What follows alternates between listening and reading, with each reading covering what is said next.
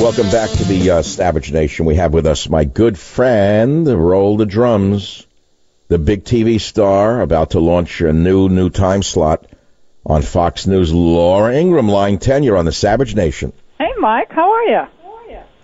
I know you were busy before my show, probably doing other shows for your new book, Billionaire at the Barricades, and we're going to talk about it in a minute. But you didn't hear my Harvey Weinstein jokes, Laura, and I need to lighten you up a bit for a minute. Are you ready for these? Here we go. Okay. I read that Harvey Weinstein flew in a private jet to Europe to get treatment for a sex addiction. I said, why that makes as much sense as going to Brazil to treat an addiction to Brazil nuts, or going to Hershey, Pennsylvania to treat an addiction to chocolate, or going to Israel to treat an anti-Semitic tendency.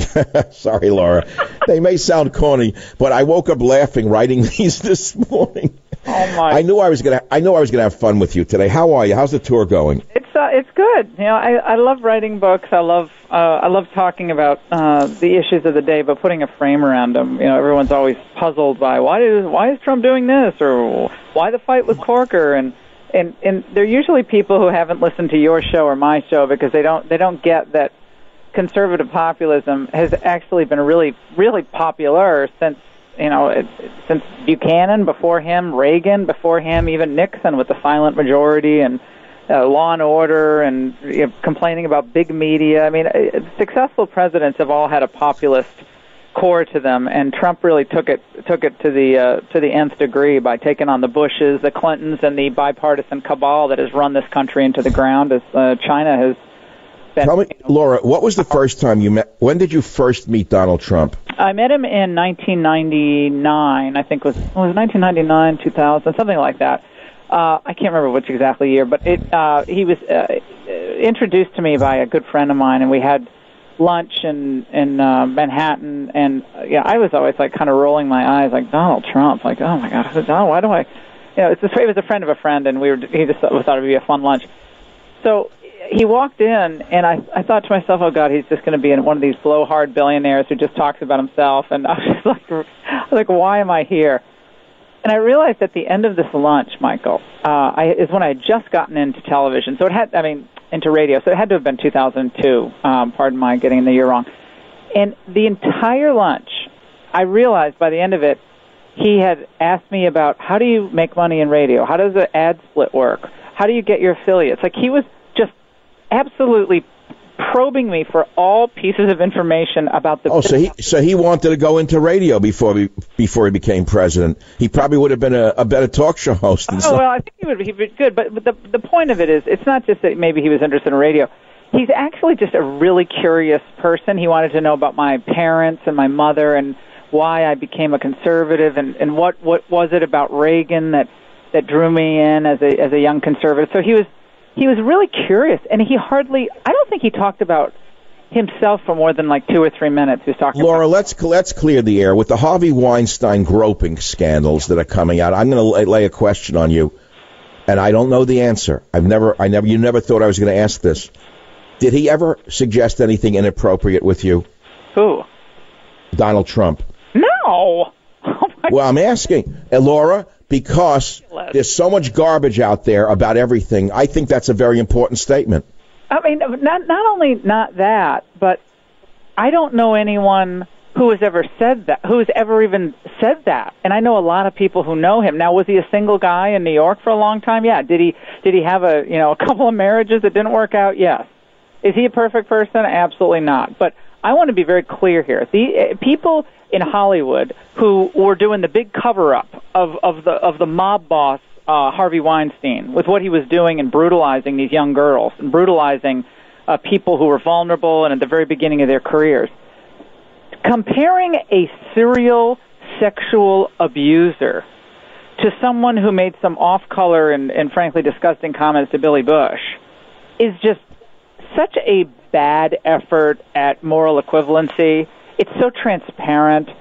No one's buying it, so don't even try it. Okay, Harvey Weinstein was known by everyone, Paltrow, Pitt, Affleck, Damon, all of them, and all the executives, they all knew the kind of guy he was. They joked about it in scripts in 30 Rock.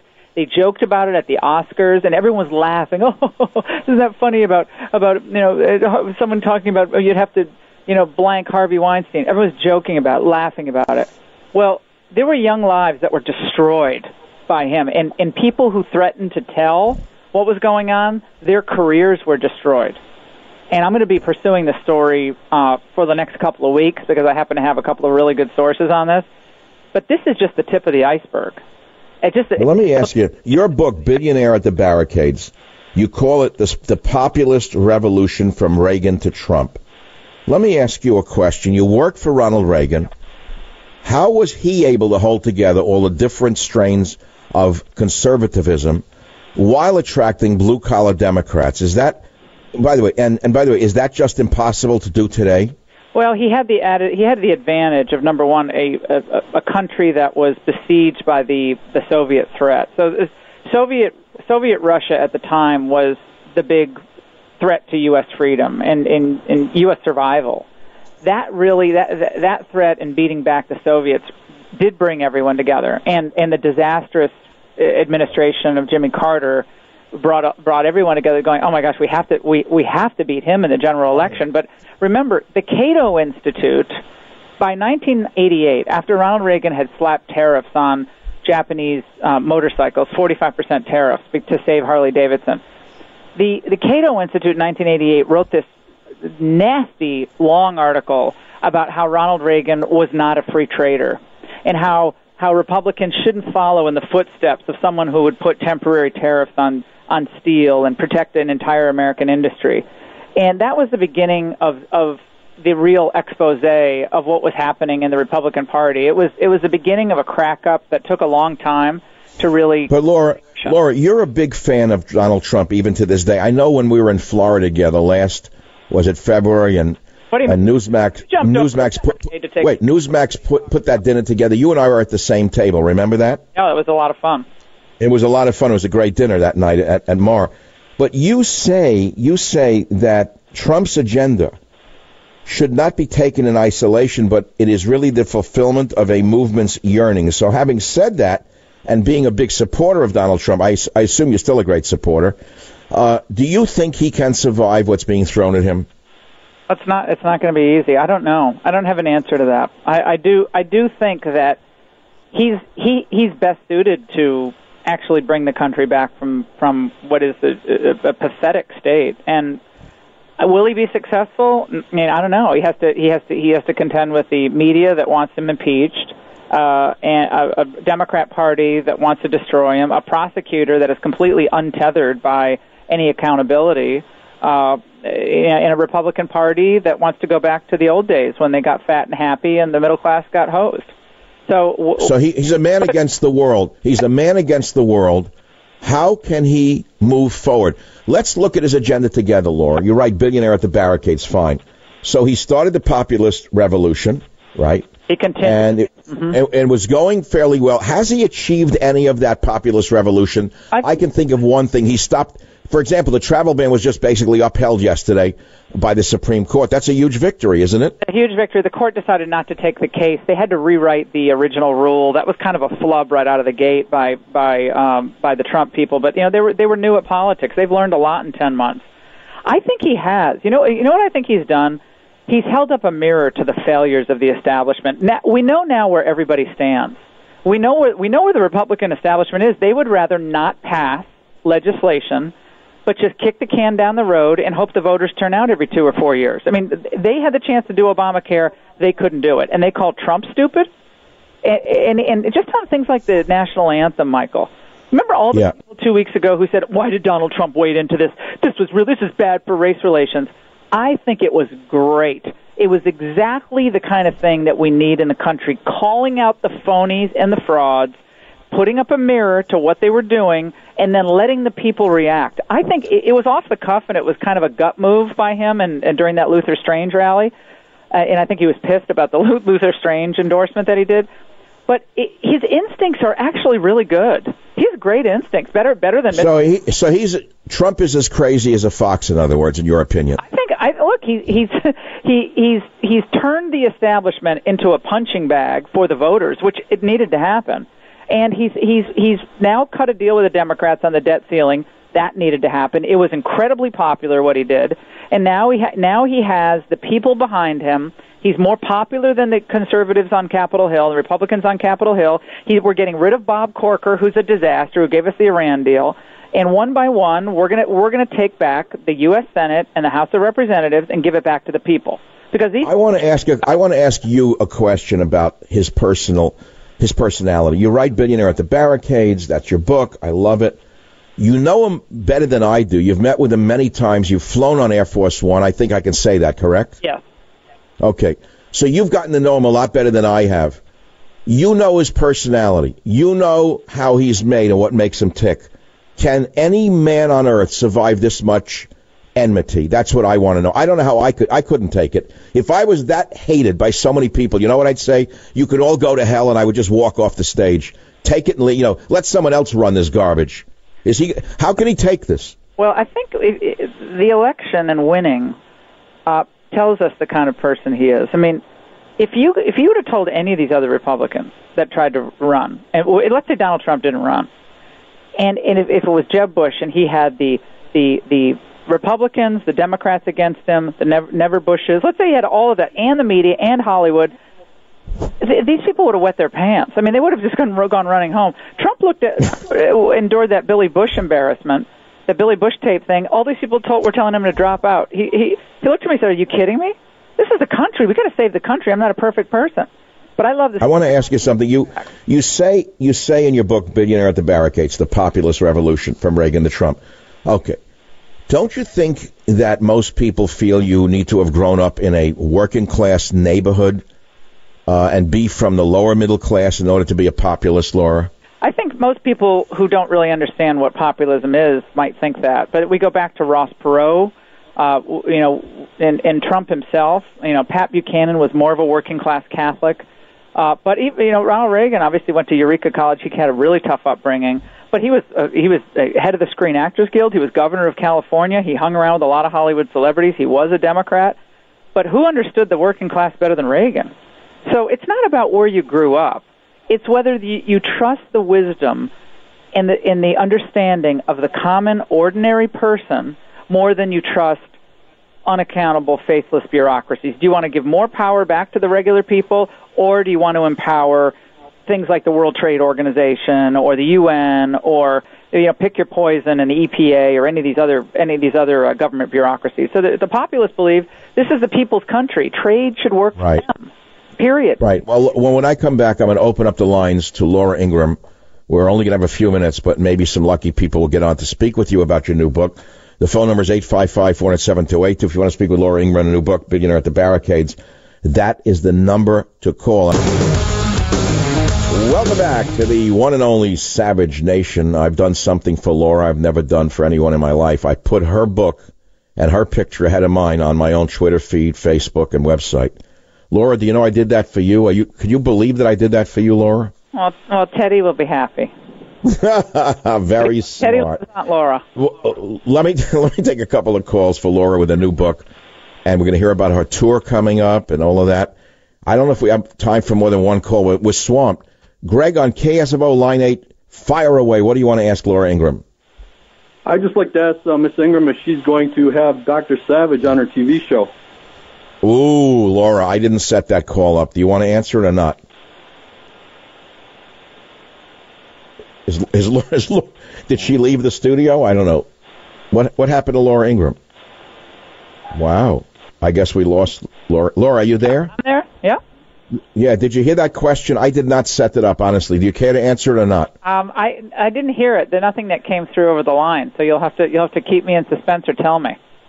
Well, he said, would you have Michael Savage on your new show? Hello? I already told you you're coming on. What a joke. Well, I didn't say that to anyone, Laura, because what did I say to you? I said, Laura, I'm such a good friend of yours. I don't need anything from you. I mean, no, that's not true. I said I don't need quid pro quo. I'm not trading. I just want you on my show, right? This is what yes, you said that. Of course you said that. But, Michael, I have the best people on my shows. For me, it's all for one for all. I don't care about the competition. No one's competing. We're competing to save the country. That's all. Oh, my God. Laura, that's why I absolutely adore you. You are a tower in the media, Laura. You're really in a class by yourself. I'm not kidding. I'm not saying what I don't say to people privately. Laura, can you stay with us over the top when we come back just to talk about your tour and where you're going to be tonight, tomorrow? I'm around. I'm not going anywhere. Well, you're not around. You're in great shape. Don't say you're around. It is the Savage Nation. I'm in the greatest business a man could ever be in. You get to express yourself and get paid. Go figure that out. In this world of increasing fear for expressing yourself, what could be better than talk radio, right? And here we have a woman, as brave as they come. She's been doing it for many years. A mother as well, by the way. Laura Ingraham with a new book, Billionaire at the Barricades. Laura, welcome back to the Savage Nation. I'm on your Twitter feed. It's pretty cool to have my book and my face, and I'm just a peon compared to you, but it's pretty cool. Laura, I've never done this for anyone, to show you what I will do for a friend. Aww. Well, first of all, I was tired of looking at my face with the God book. I'm glad to see someone nicer looking than me up there. Oh my God! Hey, can we do an event together in the Bay Area? No, I would never subject you to that kind of abuse. I don't mean me. What? I'm not Harvey Weinstein. I'm not Harvey Weinstein. Like, I'm saying the abuse of people who would, jeer us and throw like lettuce and tomatoes at us. No. First of all, we would charge something so the freeloaders wouldn't come. Okay, so we'd charge something, but nothing too onerous. But then we would have our friends guarding our border. Our border would be guarded, okay, so it would be okay. Plus, you're with me, and I'm a green belt. Last time I checked in Taekwondo, I'm all right. You know Taekwondo? Oh yeah, I used to take it, not anymore, but I do push. So if a guy like Harvey Weinstein did what he did with the girls, what would you have done? With my daughter Maria? No. You say you're Taekwondo. You know a little bit. If a guy like Harvey Weinstein or Ben Affleck did what they do, what would you have done to them? Oh, I'd probably do a roundhouse kick to the, In other words, you don't need Taekwondo. That's just an old swift kick between the legs. That always works. Roundhouse. It would be either go right for the neck or for the private part. Laura, I once spoke to an Israeli martial artist or a military guy, great combat. He said, listen to me, the best move in any hand-to-hand combat is kicking a man between the legs. Oh, yeah. You do that, or you scrape the inside of their shin. That is very painful with a heel. So you lift your knee up, and you just take the heel down toward the side of the shin, right near the tibia. Forget it. God. But in San Francisco, most people actually seek that out during certain parades. Well, you have a fun town, that's for sure. So, Laura, you're on a book tour with the new book. Tell me where you're going and when. So tomorrow night I'll be in the Philly area, kind of South Jersey, North Philly, and then I'm going to Myrtle Beach on Friday, and I'll be at the Barnes & Noble there in the late afternoon. I'll be at Liberty University during the day, but that's their convocation, so that's mostly the students. And then I'm going to this thing called the Values Voters Summit in Washington. I'm going to speak late morning on Saturday. So, and then who watches all your children when you're on the road? You have how many children, Laura Ingraham? You've met them. What do you mean, how many? You've already forgotten. No, but my audience doesn't know. Tell them how many you have. I have my daughter Maria, who's now 12. She's so tall, Mikey, you won't believe it. She's almost my height. My daughter Maria is 12, already sassing me. My son Dimitri, who is 9, who's as skinny as a rail, but he's getting up there. And then Nico is my little Russian dictator. Okay, he's 7. And he is the most willful. I mean, you can't break him. He is just going to do it his own way. So I've basically just given up. I just let him run the house. Unbelievable. No, I have to admire it, how you do all of this, and you're on TV, you're on radio, you do your tours, endless challenges. Yeah. Do you remember when we had lunch out here in the Bay Area in that Japanese hole in the wall? Remember that day? Fun. It was good food. We were sitting there and having lunch, and 2 men were speaking Russian. Oh, давайте по-русски. And I said, Laura, don't you speak Russian fluently? She said, yes. So I said, turn around and say something to these strangers. I thought they were spies. What did you actually say to them? I just said, are you enjoying your lunch? And I said, where are you from? And I said, I studied in former Leningrad University, now St. Petersburg. And I said, help me practice my Russian. And they were like shocked because they were like, nope, not many people. Laura, just for the sake of my large Russian-speaking audience, as you well know, I'm a spy for Putin. and I'm received directly in the Kremlin. Can you say all of that in Russian, please? I can't say all of that. You're a spy for Putin? I don't know how to say spy for Putin. No, what you said in the restaurant. Давайте говорить по-русски. Меня зовут Лара Инграм. Я занималась в Ленинградском университете 25 тому назад. I just felt like Barack Obama making believe I understood you by shaking my head. All the presidents do that. Have you ever noticed during foreign dignitaries as they speak, the presidents stand there like big schmendricks, and they nod their heads like they understand Spanish, Italian, Bulgarian, Russian. They don't understand a word. They all do it. They don't know what they're saying. They stroke their chin and then go, They're probably insulting the president, saying, "Look at that skinny moron." And No. I like it when they don't know that the microphone is catching their remarks. That's always fun. Remember when? Do you remember when? What was it? Was it not Trudeau? It was Sarkozy. Who just completely slammed Obama on his first foreign trip. Remember that? For all the people saying they're criticizing Trump on his first foreign trip, I think he did a great job on his first foreign trip. Everyone he did. Was a total. Well, let's talk about Trump. In your book, Billionaire at the Barricades, the populist revolution from Reagan to Trump. Let's talk about Trump. Is he in trouble, or is that just perceived because of the media assault? I think he's. I'm not saying this because he's more of a conservative populist and I'm a conservative populist. I'm saying this because I really believe it. He's our only hope right now. I mean, if we think we're going to be saved by the likes of Mitch McConnell and these other Republicans like, Lamar Alexander, and I mean, these guys can't get out of their own way. So Laura, as he was running for office, we knew I knew his background as a liberal New Yorker. Everybody knew that. And we knew that he took the populist agenda and ran with it. A lot of it came from some of my books and from other people. That's fine. But I knew he had the best chance of winning. I knew the others could not beat Hillary Clinton.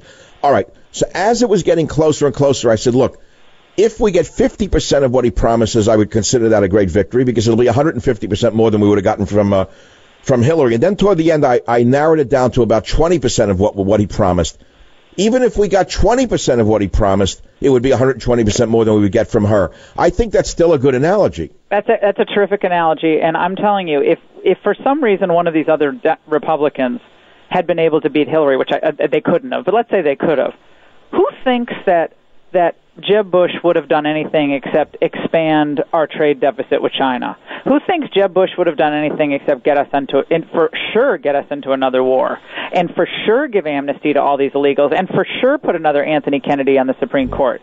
So just on those measures alone, we're renegotiating NAFTA. Trump has made China bow down on the intellectual property theft. They're doing a whole 303 investigation on China, which had not been done in decades. He's doing all this stuff. Now, he doesn't get any credit for that, and that's fine. But they're doing real stuff. Bob Lighthizer at U.S. Trade and Wilbur Ross at the Commerce Department, these guys are doing the incredibly difficult work of renegotiating, and recrafting our entire trade apparatus. That's really hard stuff.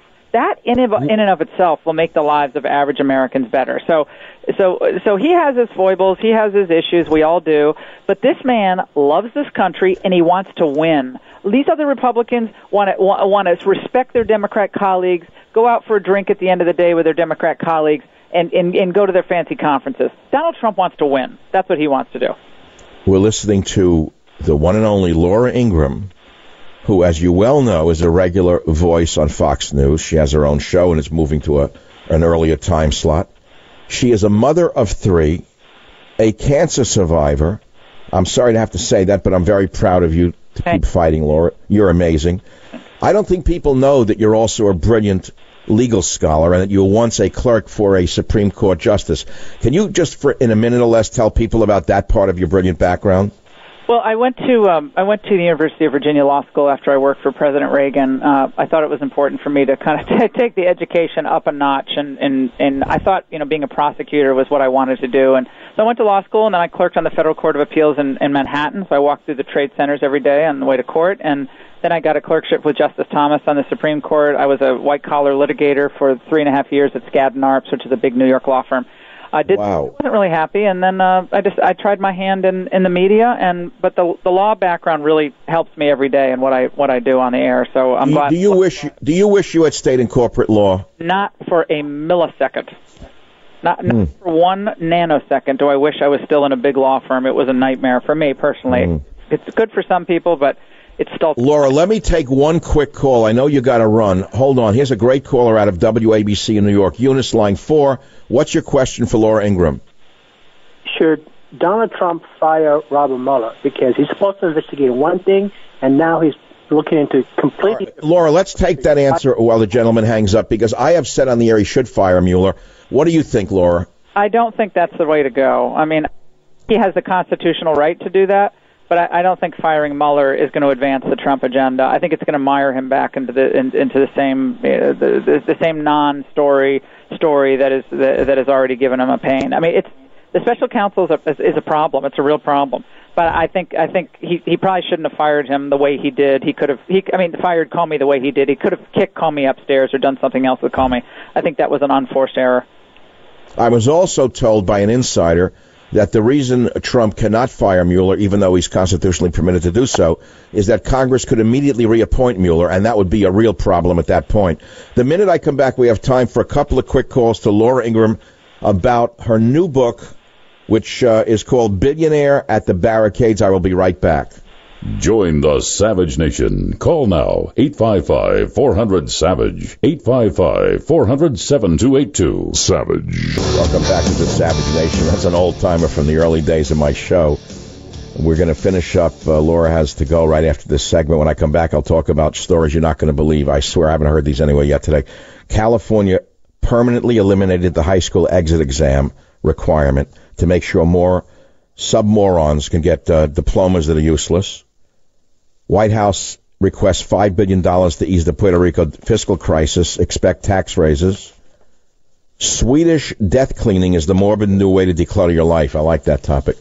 Laura, welcome back to the Savage Nation. I want to ask you something. Yeah. The Russia collusion fiction that was invented by the Hillary Clinton campaign, is that dead in the water? It's a complete and utter scam. The problem is, of course, is the special counsel can take the investigation anywhere he wants, which is why these special counsels are always a problem for politicizing the criminal law in this country.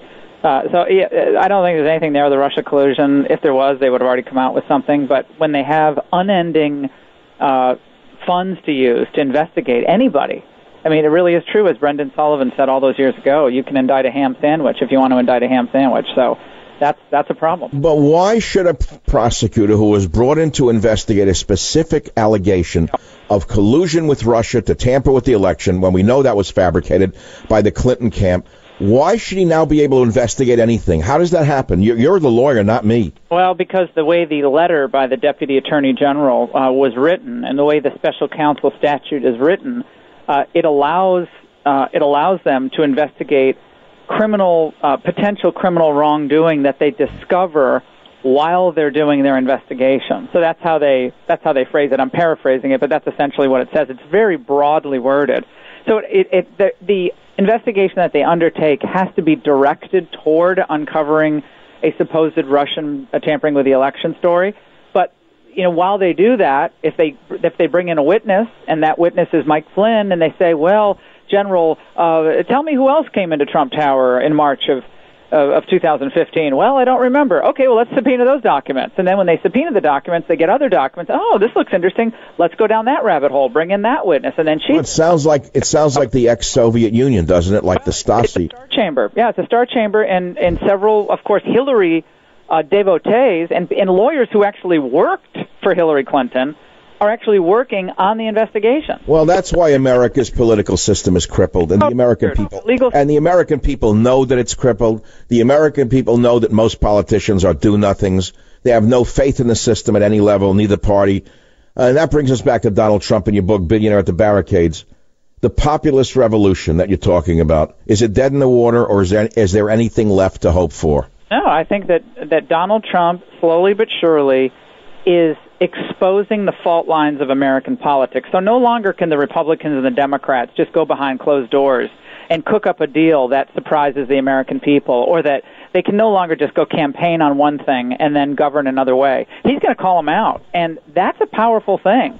I mean, you have incumbent Republicans who are losing their primary battles because the populists say, no, we're not going to do that. I mean, I helped defeat Eric Cantor in 2014, who was the worst of the worst on immigration, trade, you name it.